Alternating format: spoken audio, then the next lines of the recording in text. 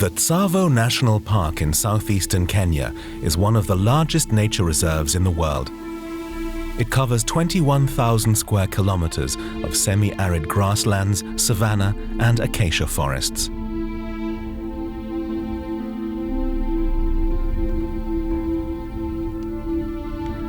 Day after day, something very unusual takes place here.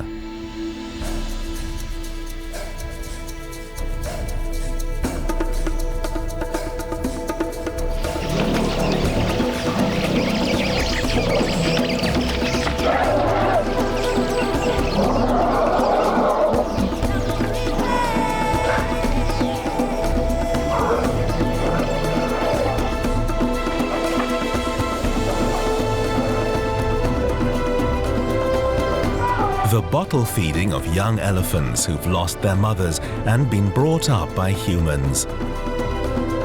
The orphans are now getting to know life in a world that is new to them here in the wild. We're accompanying them for a year as they're slowly reintroduced to nature.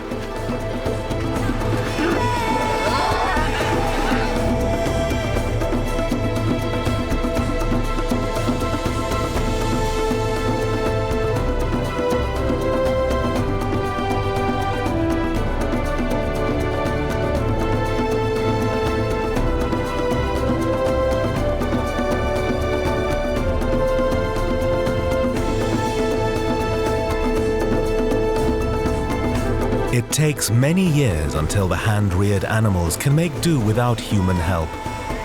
The elephant orphans are embarking on a great adventure, returning to the wild.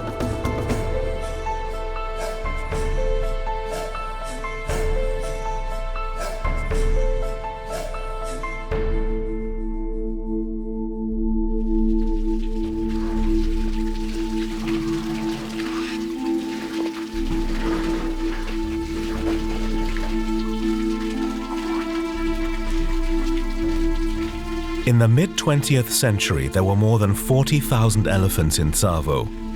By the late 1990s, there were just 10,000 left, mainly as a result of relentless poaching.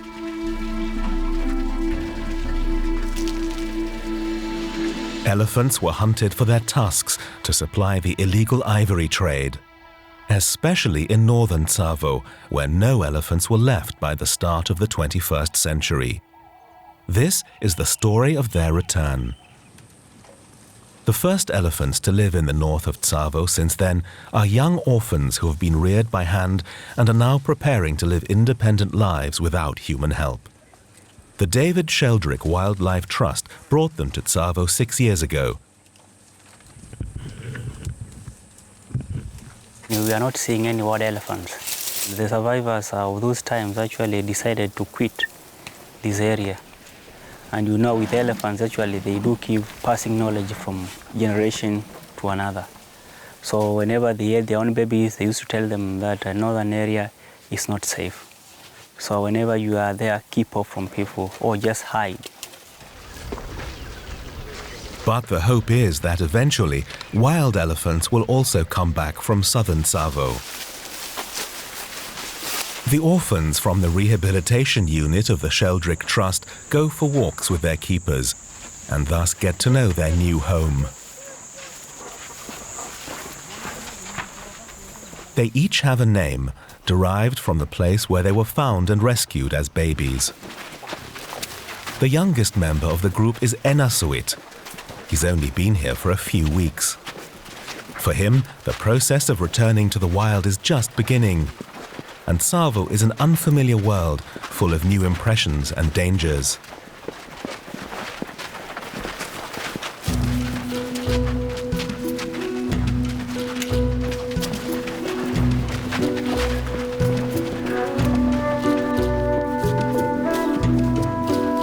An adult elephant has no natural enemies apart from humans.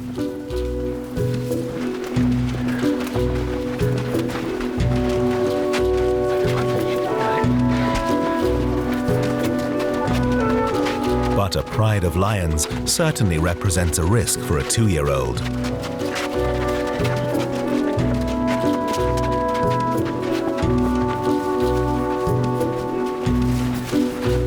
evening, the infants head for home. And home is the rehabilitation center at Ithumba. They spend their nights here, secure behind a wire fence. The trough out front is one of the few places to get water in northern Tsavo. Since the unit opened in 2004, more than 20 young orphans have graduated from the program and completed their return to the wild. The keepers call them their ex-orphans. These elephants, for example, they used to live in the stockade but are now free. They've come to visit the current residents who are expected back from their outing.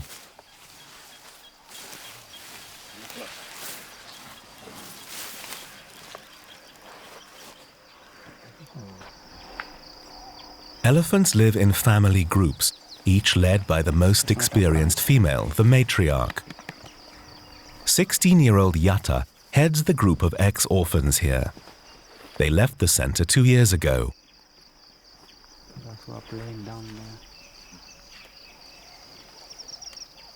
They started by moving out, not coming for one day, the other day coming back to the stockade, until one moment they just stopped coming back to the stockade. Because we are leaving the stockade open, if they come, they just get in.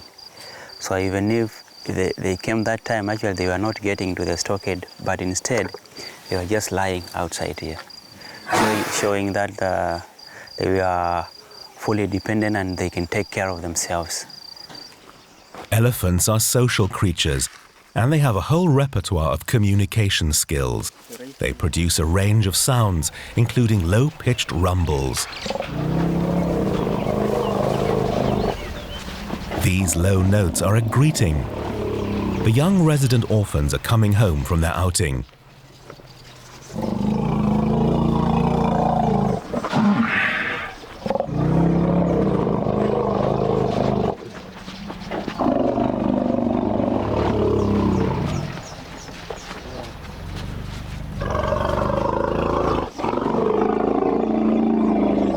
The big ones were welcoming the young one from the bush.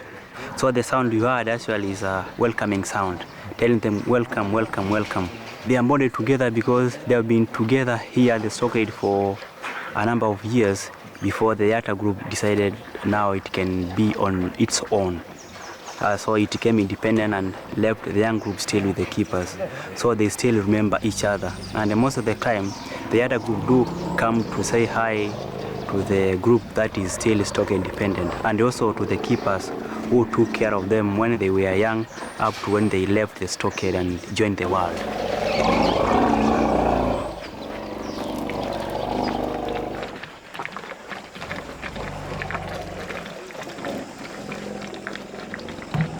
In the rehabilitation center's kitchen, the keepers prepare a special milk formula for the little ones.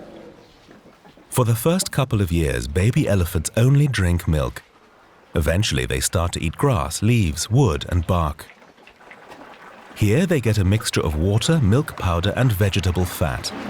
They're given the bottle 3 times a day. Daphne Sheldrick, the founder of the trust, developed the formula back in the 1970s. It's that special mix that makes it possible to hand-rear orphaned baby elephants.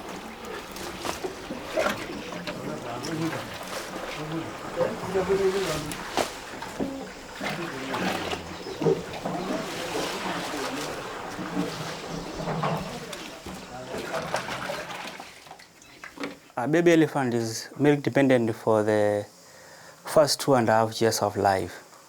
But for orphans, for those who need milk, we continue giving them milk up to an age of 3.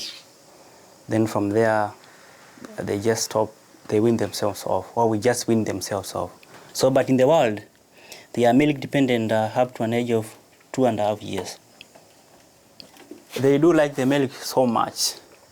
And with the weak ones, we can continue giving them even for a longer period of time, depending on the health of that orphan.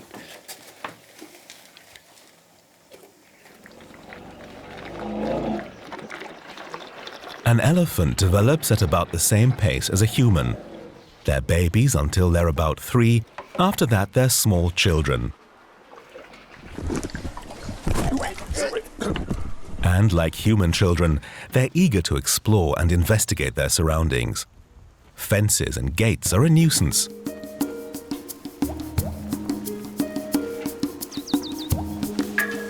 Lloyd-Juk is now 6, and the temptation to spend the night out in the wild is strong.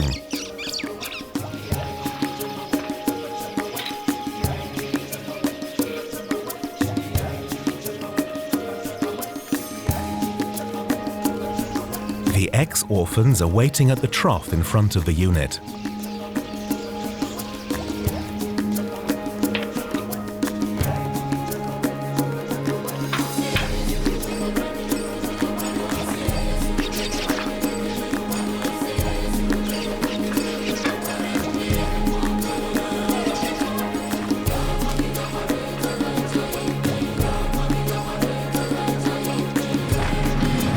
Lloyd-Juk has finally managed to break out, along with a male companion, Cora, who's 7.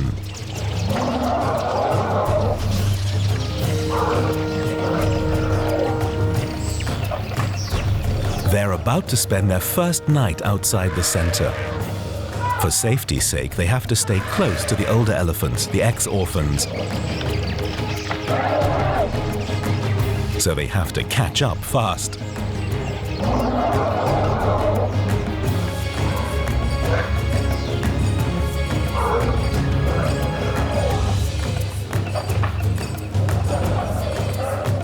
Benjamin lets them go, but time has come for them to assert their independence. Our mission is to see them end up successfully in the world. So it's one way of learning what goes out there at night. And it is good to start early before they finally leave us. Because when they finally leave us, they will have known what goes on there at night and how they can maybe protect themselves in case of any danger. Sleeping rough will be a new experience for Lloyd-Juk and Cora.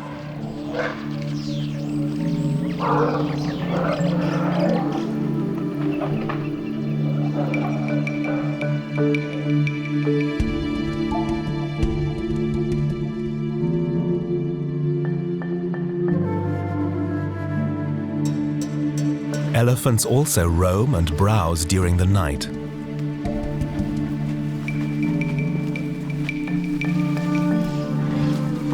They don't sleep more than 2 to 4 hours at a stretch, and they usually sleep standing up.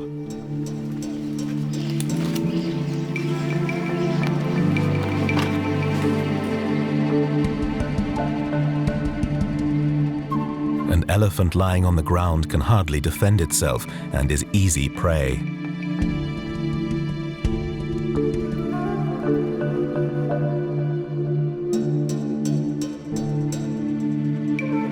They only lie down when there's no danger, or if, like Cora, they're young and inexperienced. These lions aren't hungry, they've just killed an antelope, so young elephant is not on the menu. The rest of the night passes quietly for Lloyd-Juk and Cora.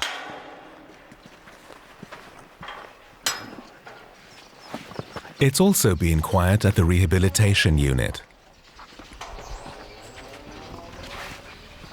This is an aside.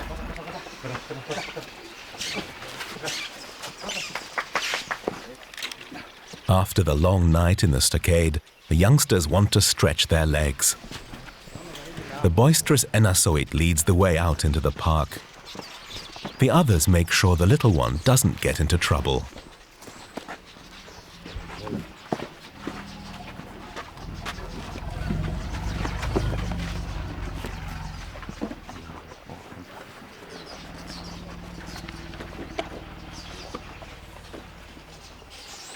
The orphans explore the bush as they browse. They also have to learn how to behave like elephants, and they learn that through imitation. The ex-orphans, the graduates of the rehabilitation center, are the perfect teachers, as they know how to survive in the wild. The orphans have met up with Yatta and her group. Communicating by means of low rumbling sounds that travel kilometers, they had evidently set up the appointment. They do communicate through infrasound, which means that even now, the older group already know that the stockade-dependent ones have already left the stockade, and now they are heading to eastern direction. So obviously they know the exact place where they'll meet. Around Ithomba are acacia forests and wide expanses of grassland and savanna. It's a long way from civilization. Northern Tsavo is one of the most untouched regions of Kenya.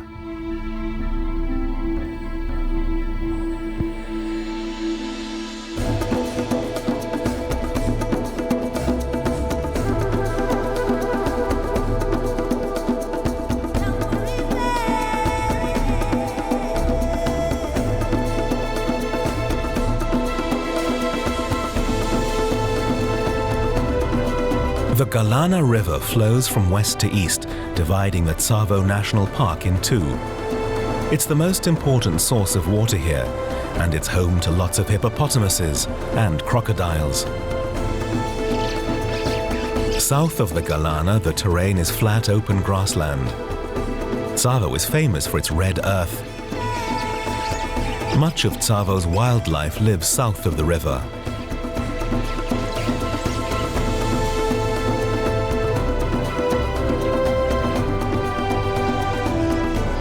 To the north, there's more dense scrubland and Tsavo's best-known landmark, the Yatta Plateau.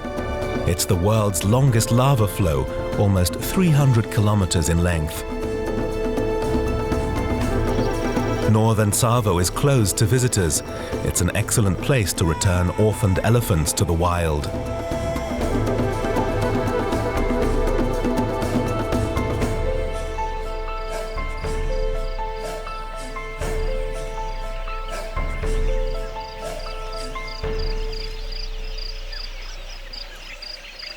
A couple of kilometers from the rehabilitation unit, Yatta and the other ex-orphans are busy doing what they do much of the time, browsing.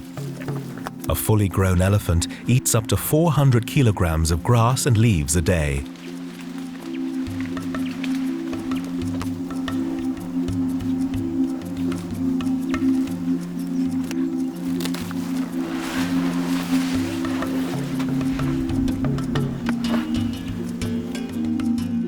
The orphans are on their way to meet Yatta, the matriarch, and her group.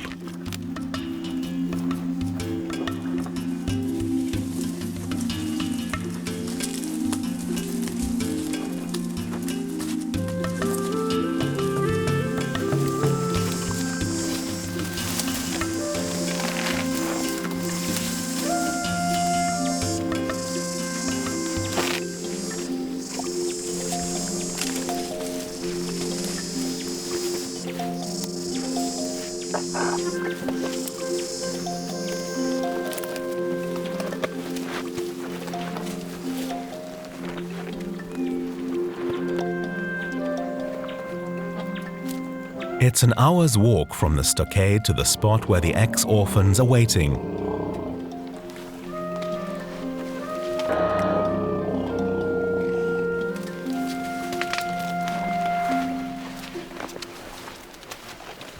Instruction commences.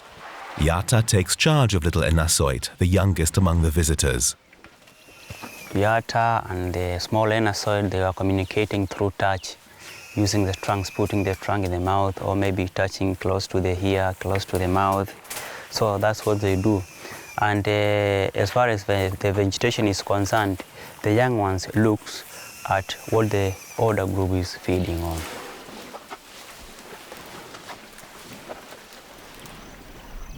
Loijuk and Cora, who'd broken out of the unit the day before, spent the night with Yatta's group, and they're looking fine.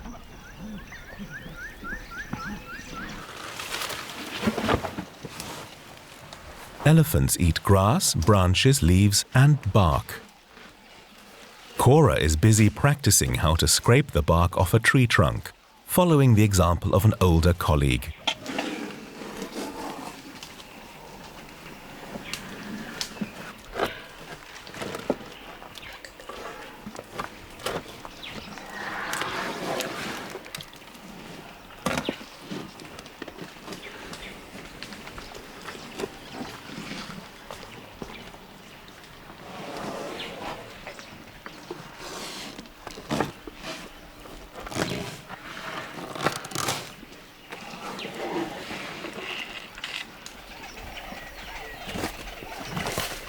Until a few years ago, there were no longer any elephants in northern Tsavo, following decades of poaching by ivory hunters.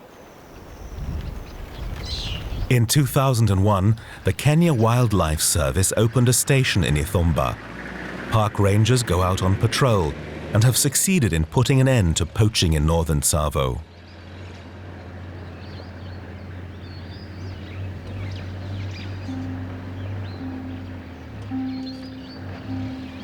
Walking is, apart from feeding, elephants' main activity. They can cover up to 100 kilometers a day.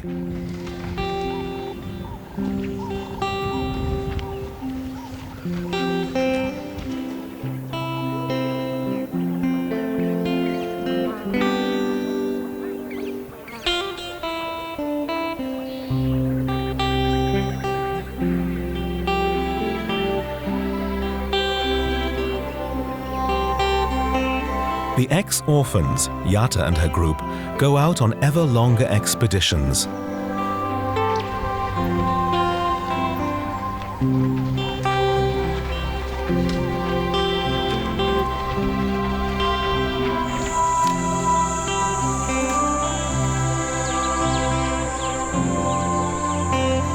It's not until 2 weeks later that they come and visit the orphan station at Ithumba again. Benjamin welcomes his old friends.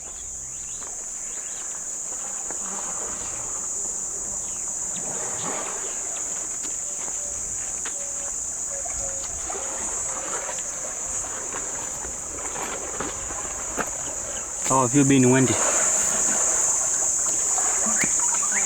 You had gone away for too long, but I can see you are fine. You do not have any problem. Physically you are fit, and I think healthy-wise. For us, we see even 2 days, they are too long because she has been with us for 4 or 5 years. And if she goes even for a day, we feel that is too long because of the friendship between us and them.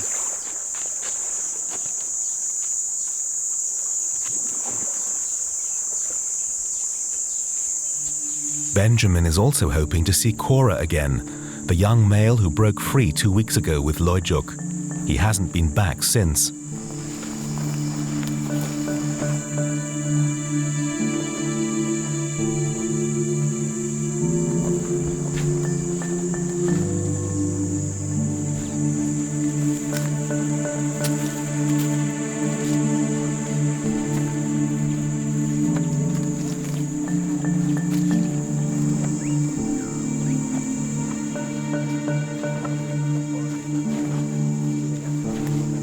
This one, Cora.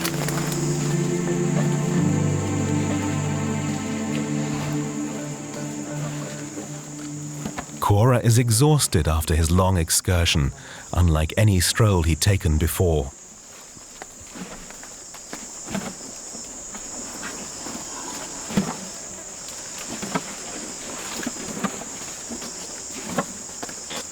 Now, just join the world. An elephant join the world, it depends on several things.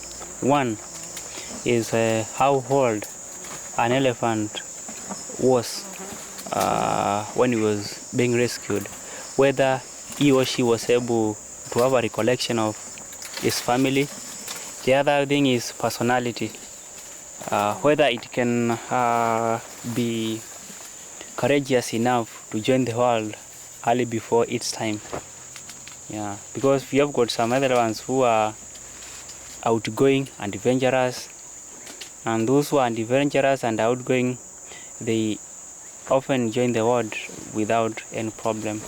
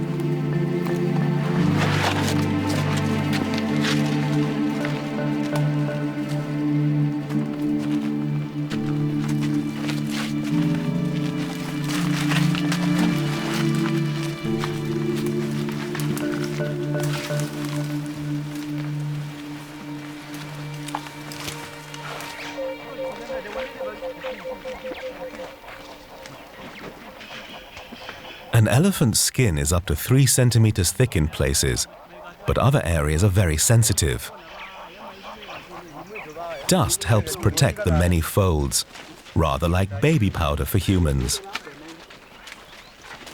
But the technique of applying dust has to be learned.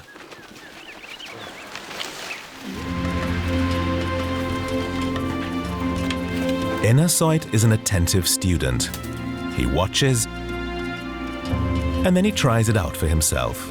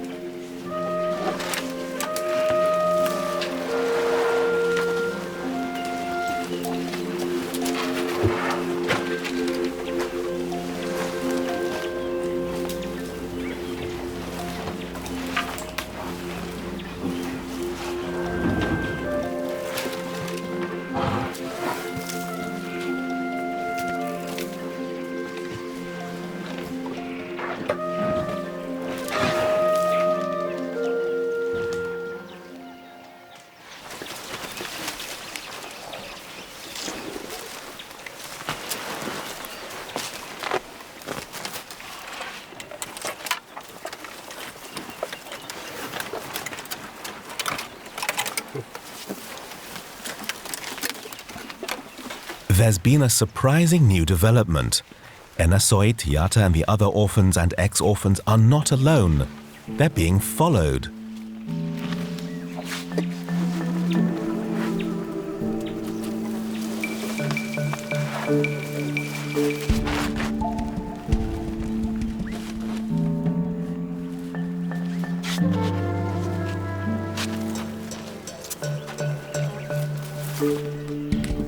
This bull, who must be about 17 years old, is not one of the ex-orphans.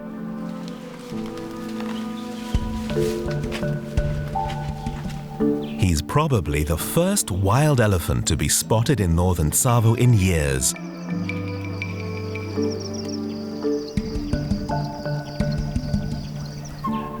Perhaps he's the scout, and more wild elephants will follow and repopulate the region.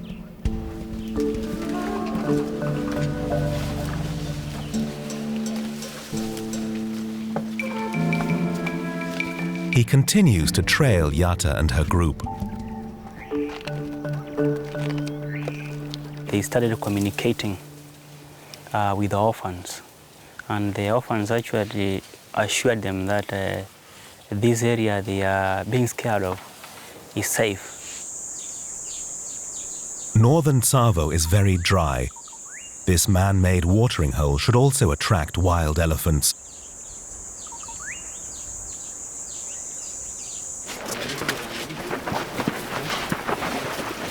Every day at noon, the orphans from the Sheldrick Trust come here to drink.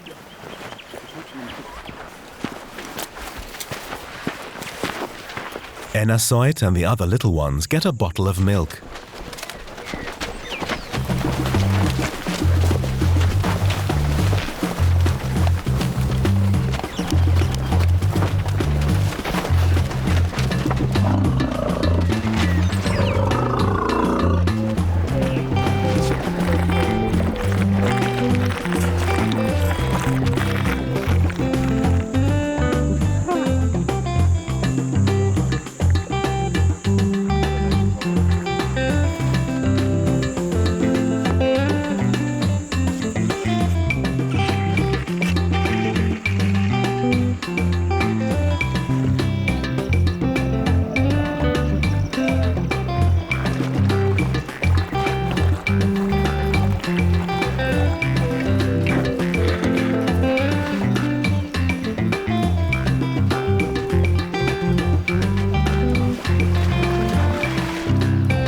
Elephants trumpet when they're happy or excited.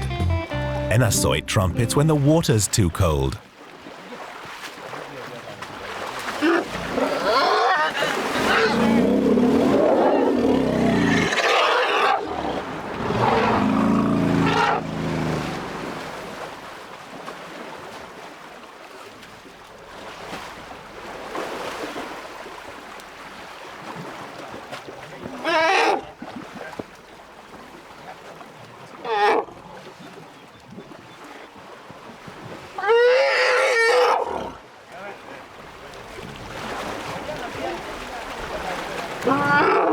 A mud bath is an important part of the daily routine. It's cooling, it helps protect the skin, and it's fun.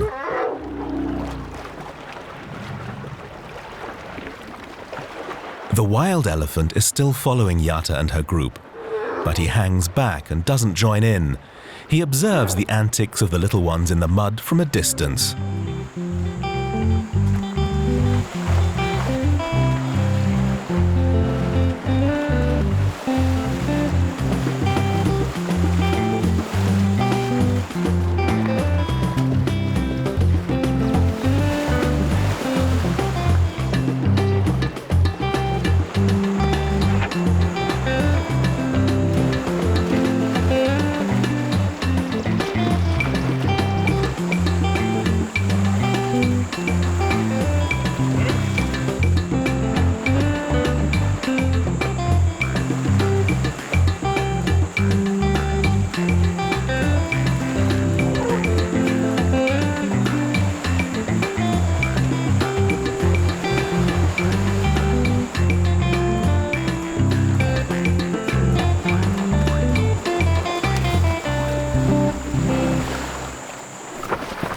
He's not the only one to hang back. Cora does so too. Since he broke out of the compound and spent nights in the wild, he's been keeping his distance from the other orphans. Cora is training for his future.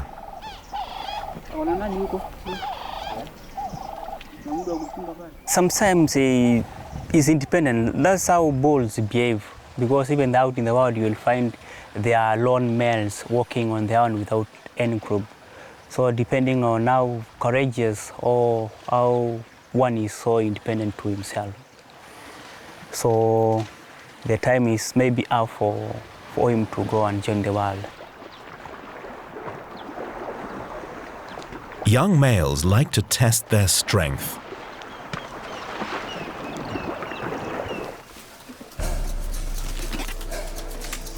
This is a pushing match. Cora is challenging an older and stronger bull.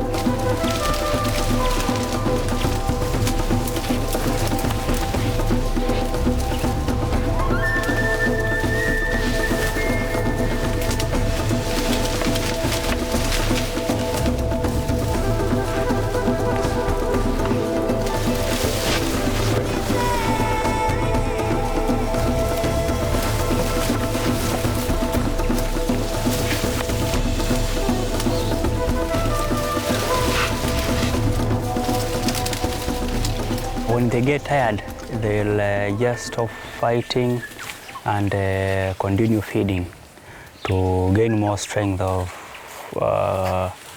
fighting again, maybe in the evening or tomorrow morning, until one of them surrenders.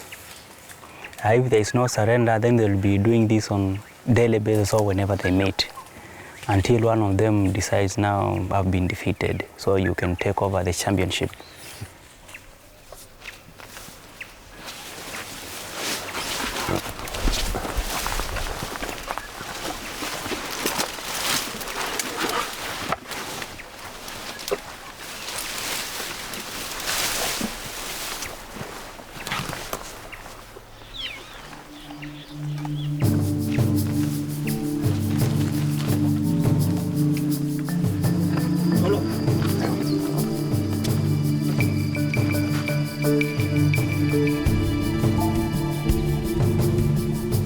Weeks have passed. Yatta and the other ex-orphans have been off roaming. Each trip is longer than the last. Visits to their old home at the rehabilitation unit become less and less frequent. So it's a rare treat when they show up at Ithumba.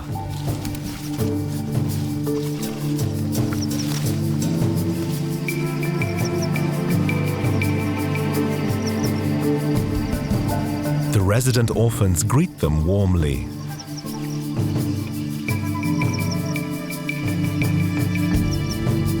Since you have eaten a lot, hungry.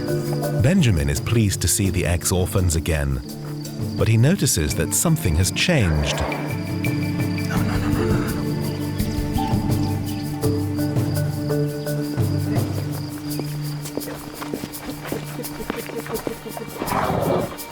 Yatta is trying to show him something.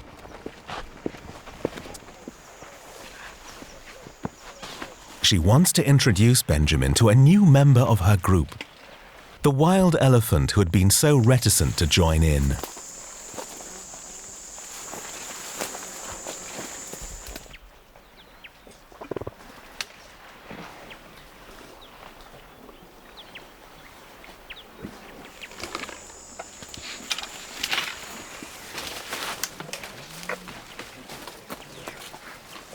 She really accepted to be led by Yatta, because there is no time a herd of elephants can be led by a male unless it is a herd of males.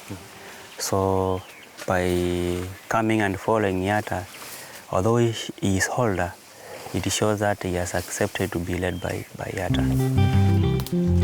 A wild elephant has joined a group of ex-orphans.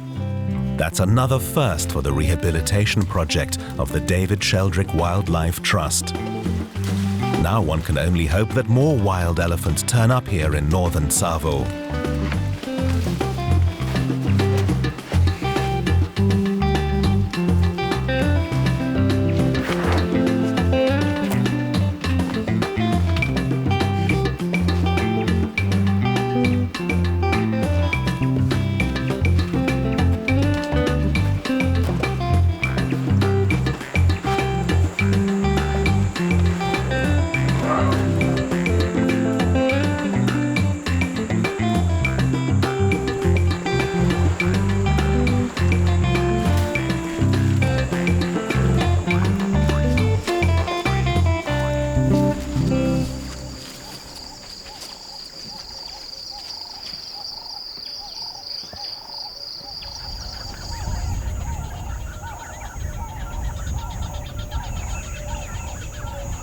Over the course of a year, there are periods of rain and of drought in Tsavo. Now the dry period has begun. There's hardly any fresh water, and the man-made watering hole is almost dry.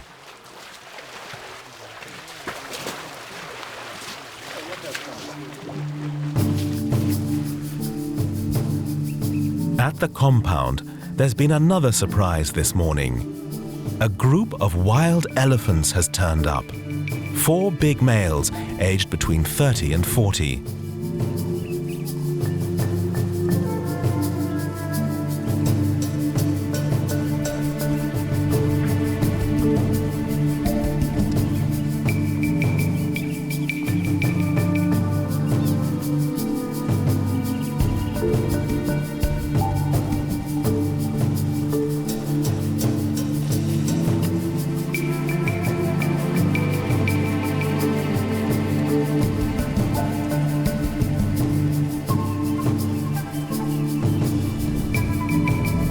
They've been drawn to the water.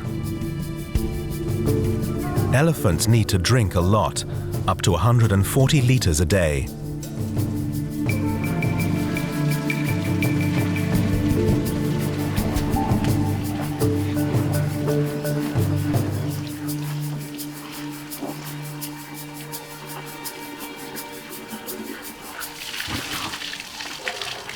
Adult males are for the most part loners. These 4 probably teamed up to explore unfamiliar territory.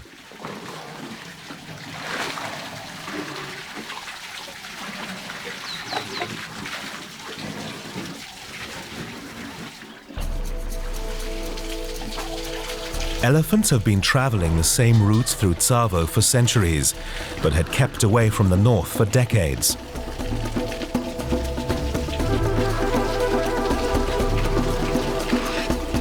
Now that some adult males are back, it's the turn of groups of females and youngsters to leave the south and head north.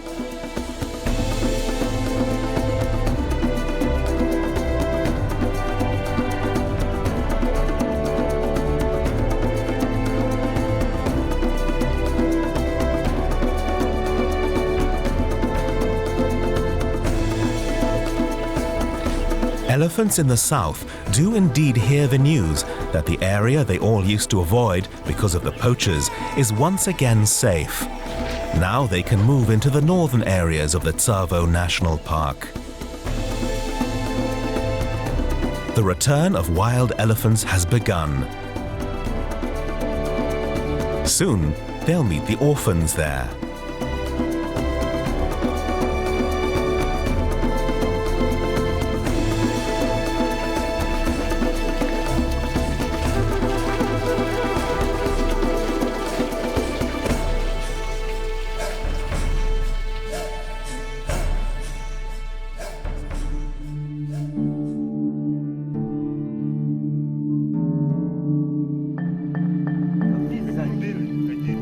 A few weeks later, near the rehabilitation unit, a 2-year-old wild baby turns up. It's lost its herd and it's in desperate need of water.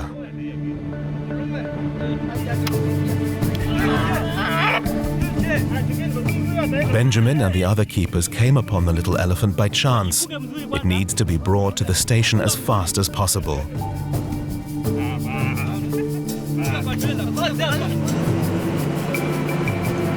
It's the very first time that they've had to rescue a young elephant in this area. It's sad that the baby is alone and lost and in need of care. But at the same time, its presence shows that female wild elephants and their young are back in northern Tsavo.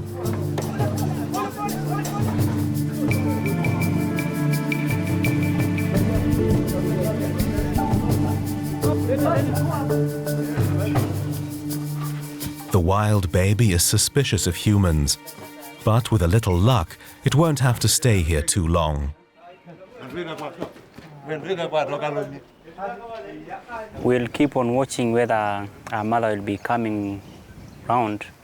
So if we manage to see our mother, then we'll be very happy, and maybe she will tell us by the excitement, because I'm sure when she meets with her mother, then she will go. In the evening, the resident orphans come home with their keepers from their outing.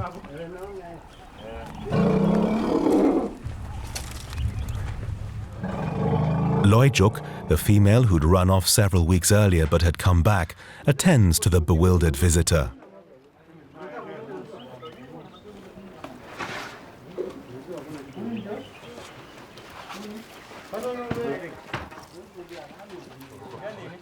Humans represent a threat to wild elephants. But the baby girl will have to get used to the keepers because they'll provide the milk she needs to survive.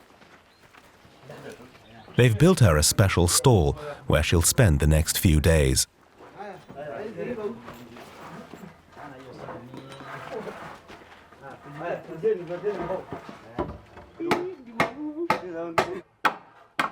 This is where we'll train how to take milk.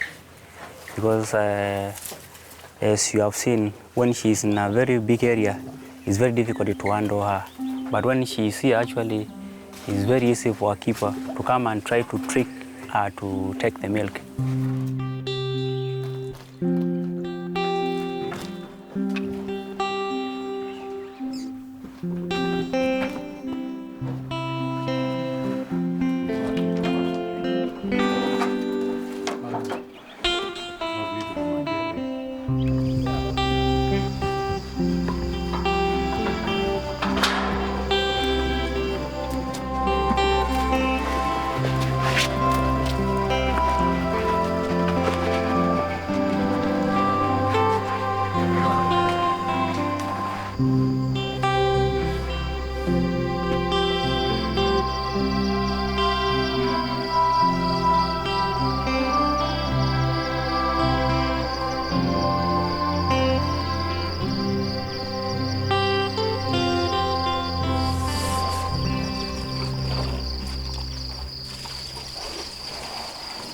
The next morning, more elephants appear near the compound.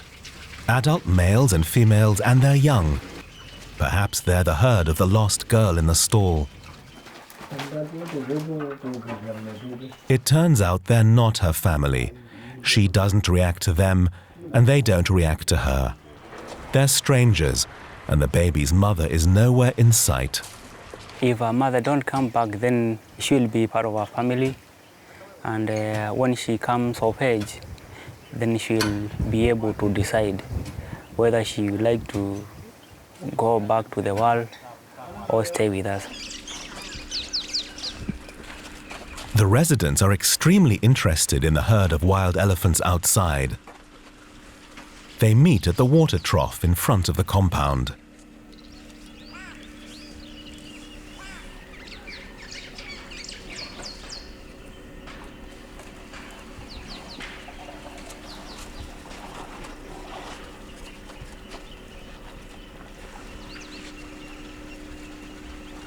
Once it began, we had no wild elephants coming, but because of orphans, actually this area has many wild elephants have come in due to the orphans. If it were not for the orphans, I think no wild elephant would be around. So it's because of the orphans that a lot of development is coming to this area.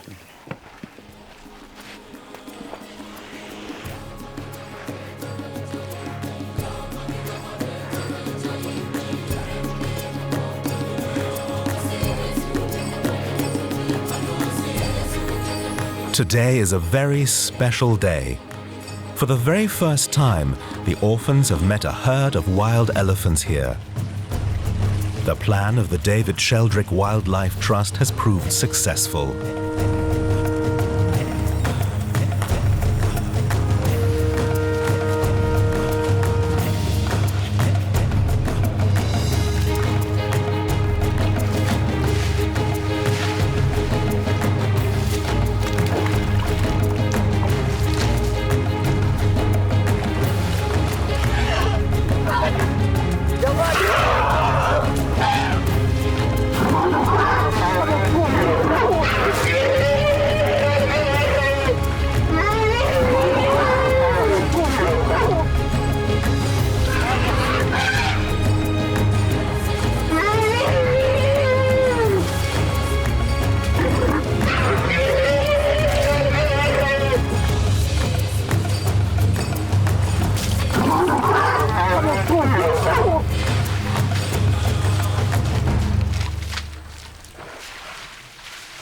It's like a dream coming true, because actually that's what we want for they have to teach our young ones.